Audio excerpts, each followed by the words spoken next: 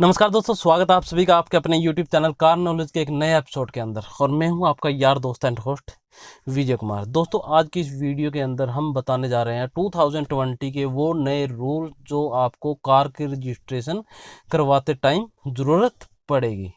दोस्तों, कुछ डॉक्यूमेंट ऐसे हैं जो सरकार ने अब की बार कुछ आरटीओ के अंदर वो चीज़ें एक्सेप्ट नहीं की जा रही हैं।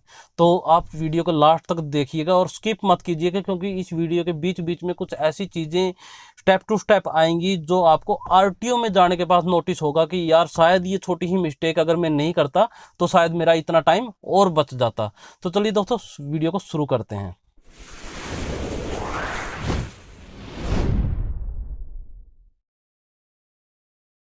तो किसी भी कार का रजिस्ट्रेशन दो तरीके से हो सकता है। नंबर 1 डीलर के थ्रू, नंबर दूसरा सेल्फ।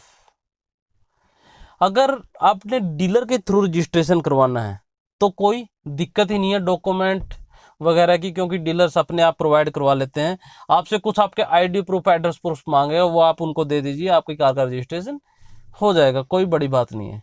लेकिन अगर आप खुद से रजिस्ट्रेशन करवाने जा रहे हैं तो आपको कुछ एक डॉक्यूमेंट, ऐसे डॉक्यूमेंट्स की जरूरत पड़ेगी या ऐसी चीज़ों की जरूरत पड़ेगी जो आपको लगेगा अरे यार ये इतनी छोटी सी चीज़ के लिए मेरे को इतना बड़ा बवंडर होगा। यानी कि जो काम आप 5 मिनट में कर सकते थे शायद उसके लिए आपको 1 महीना भी लग जाए, अगर आप ये जो वीडियो के अंदर जो छोटी छोटी बातें मैं आपको बताऊंगा उनके ऊपर ध्यान नहीं देंगे। दोस्तों, अगर आपने निर्णय कर लिया है कि आप खुद रजिस्ट्रेशन करवाएंगे तो कुछ डॉक्यूमेंट आपको डीलर से लेने होंगे, कुछ डॉक्यूमेंट आपको खुद से प्रोवाइड करने होंगे। जो आपको डॉक्यूमेंट डीलर से लेने होंगे उनमें सबसे पहले बात आती है इनवॉइस की। इनवॉइस भी दोस्तों दो तरह की होती है, एक रिटेल इनवॉइस, दूसरी मैन्युफैक्चरर इनवॉइस। इसके अंदर दोस्तों आपको ध्यान क्या देना है कि जो इनवॉइस के अंदर आपका नाम, father name, vehicle model number, chassis number, ये दोनों के दोनों डॉक्यूमेंट्स के अंदर सेम टू सेम चीजें होनी चाहिए। यानी कि को छोटा सा भी मिस्टेक उनके अंदर नहीं होना चाहिए। और इसके बाद जो नेक्स्ट है वो है इंक साइंड कॉपी होनी चाहिए, यानी कि ओरिजिनल। डीलर्स क्या करते हैं, कंप्यूटर जनरेटेड फॉर्म आपको निकाल कर दे देते हैं, उसके ऊपर राउंड स्टैंप वगैरह लगाना भूल जाते हैं कंपनी की, और उसके बाद आपको जो दिक्कत होती है वो आप समझ भी नहीं सकते, क्योंकि मैं भुगत चुका हूं ये चीज, इसलिए आपको बता रहा हूं। दोस्तों, जब भी आप डॉक्यूमेंट जो भी डीलर से लेते हैं उसके ऊपर इंक साइंड कॉपी ही लीजिए, ओरिजिनल में लीजिए, प्रॉपर यानी कि राउंड स्टैंप होनी चाहिए कंपनी की, और इंक साइंड होना चाहिए इंक पेन से। ये नहीं है कि कंप्यूटर जनरेटेड की भाई ऑटो फिटेड सिग्नेचर्स होते हैं वो लगा दिए और स्टैंप स्टूम्प है नहीं है उसके अंदर, आरटीओ रिजेक्ट कर देगा। इसके बाद दूसरा डॉक्यूमेंट जो आता है दोस्तों वो आता है सेल सर्टिफिकेट। सेल सर्टिफिकेट मतलब फॉर्म 21।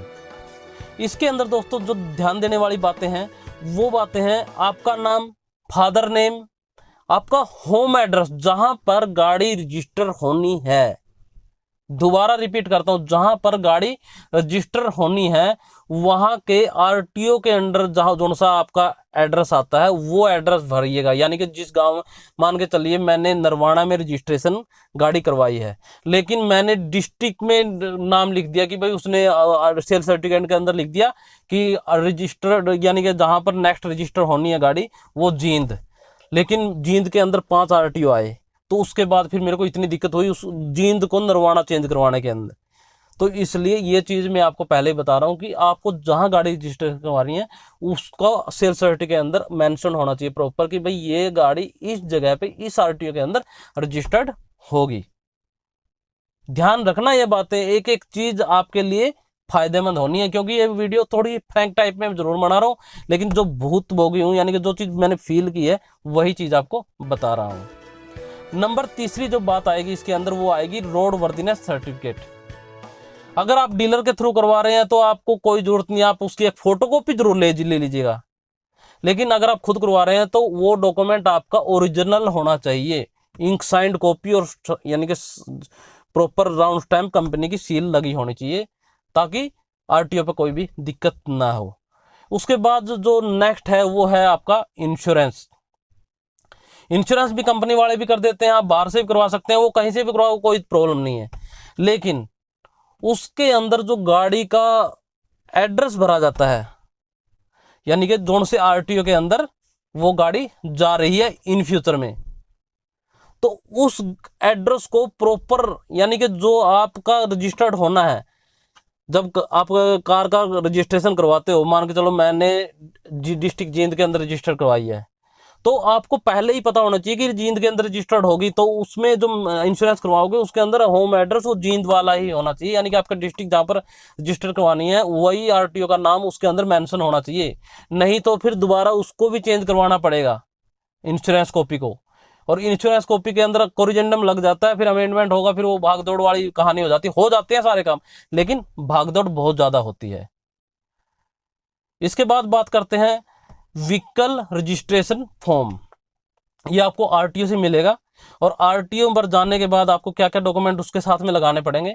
एक आता है जो आपको डीलर टेम्परेरी रजिस्ट्रेशन करके देता है, किसी भी कार का 1 महीने के लिए वैलिड होता है, उसकी एक कॉपी आपको उसके साथ लगानी होगी, ओरिजिनल कॉपी। उसके बाद जो मैंने पहले डॉक्यूमेंट बताए हैं उनकी एक एक कॉपी, उसके बाद आपकी आईडी, उसके बाद होम एड्रेस, यानी कि एड्रेस प्रूफ। एड्रेस प्रूफ के ऊपर एक थोड़ा सा आगे डिटेल में बताऊंगा, क्योंकि एड्रेस प्रूफ के अंदर अभी कुछ आरटीओ वगैरह क्या कर रहे हैं कि रिजेक्ट कर रहे हैं आधार कार्ड वगैरह को, कि भाई ये एज ए एड्रेस प्रूफ नहीं मानेंगे। तो थोड़ा वीडियो के आगे इसको डिटेल में बताऊंगा, क्योंकि वीडियो थोड़ी सी लंबी जरूर हो जाएगी, ठीक है। तो एड्रेस प्रूफ, और एक आता है जो अपना जो चेसिस नंबर होता है उसको पेंसिल से रब करके वो एक फॉर्म के ऊपर लगा के और वो उसके साथ में लगाना पड़ता है, और फिर उसके बाद वो आरटीओ ऑफिस के अंदर जमा करना है। फिर उसके बाद आरटीओ वाला आपको एक इंस्पेक्शन करने के लिए आपकी कार को वहां पर बुलाएगा, और उसके बाद आपकी कार यानी कि जो भी आपने फीस पेड करनी है वो फीस पेड करके आपकी कार का रजिस्ट्रेशन हो जाएगा। विद इन 15 से 1 महीने के बीच में रजिस्ट्रेशन हो जाता है। अभी अगर बात करते हैं होम एड्रेस की, तो होम एड्रेस के लिए जो जो डॉक्यूमेंट वैलिड हैं वो हैं electricity bill, water supply bill, registry की कॉपी जो आपके प्लॉट के ओनर अगर आप खुद हैं, उसके बाद आपका जो इलेक्शन वोटर कार्ड होता है वो, उसके बाद राशन कार्ड, उसके बाद आधार कार्ड, यानी कि ये सारी चीज वैलिड हैं। लेकिन मान के चलिए कि आप गाड़ी आपके खुद के नाम से करवा रहे हैं और सारी की सारी प्रॉपर्टी आपके फादर के नाम है, बिजली का बिल भी आपके फादर के नाम आएगा, वाटर सप्लाई का बिल भी आपके फादर के नाम आएगा, रजिस्ट्री भी आपके फादर के नेम है, तो आपको एक अलग से सर्टिफिकेट देना पड़ेगा, एफिडेविट देना पड़ेगा कि मैं विजय कुमार सन ऑफ इनका पुत्र हूँ, यानी कि आपका रिलेशन सर्टिफाई होना चाहिए प्रॉपर लिखित में, तब वो आपके नाम गाड़ी को रजिस्टर करेंगे। नहीं तो ये फॉर्म आज की डेट में रिजेक्ट हो रहे हैं। अगर मान के चलो आपने जो भी डॉक्यूमेंट दिए हैं वो किसी, यानी कि आपके फादर के नेम है और गाड़ी आप अपने नाम रजिस्टर करवाने हैं और आपने वो सर्टिफिकेट नहीं दिया, एफिडेविट नहीं दिया कि ये मेरे पिताजी हैं, तो आपके नाम वो गाड़ी नहीं होगी, आपको वो सर्टिफिकेट देना ही होगा। तो इस चीज़ को ध्यान में रख लीजिएगा। उसके बाद अगर बात करते हैं आप प्रूफ, आपका अगर मान के चलिए आप रेंट वाले मकान के अंदर रहते हैं, कि भाई आप अपनी पर्सनल प्रॉपर्टी के अंदर नहीं रहते, आप रेंटेड मकान के अंदर रहते हैं, तो रेंटेड मकान के अंदर जो आपका रेंटल एग्रीमेंट होता है वो एनओसी की कॉपी, पुलिस की एनओसी, ओनर से एनओसी, यानी कि सारी डॉक्यूमेंट लग के फिर आपको एज ए एड्रेस प्रूफ देना होगा। अगर आप गवर्नमेंट के क्वार्टर के अंदर रहते हैं, तो आप जिस भी डिपार्टमेंट के अंदर सर्विस कर रहे हैं तो वहाँ से एक सर्टिफिकेट देना होगा कि ये फलाना आदमी यहाँ इस जगह पर नौकरी कर रहा है और परमानेंट एम्प्लॉय है और इसको ये क्वार्टर अलॉट हो रखा है। वहाँ का अगर इलेक्ट्रिसिटी बिल आता है साथ में तो वो भी लगा दीजिए, और वो सर्टिफिकेट लगा के आप as a home address proof के तौर पर दे सकते हैं। इन चीज़ों को आप ध्यान में रखिएगा, क्योंकि विदाउट इन डॉक्यूमेंट के आपका गाड़ी का रजिस्ट्रेशन नहीं होगा।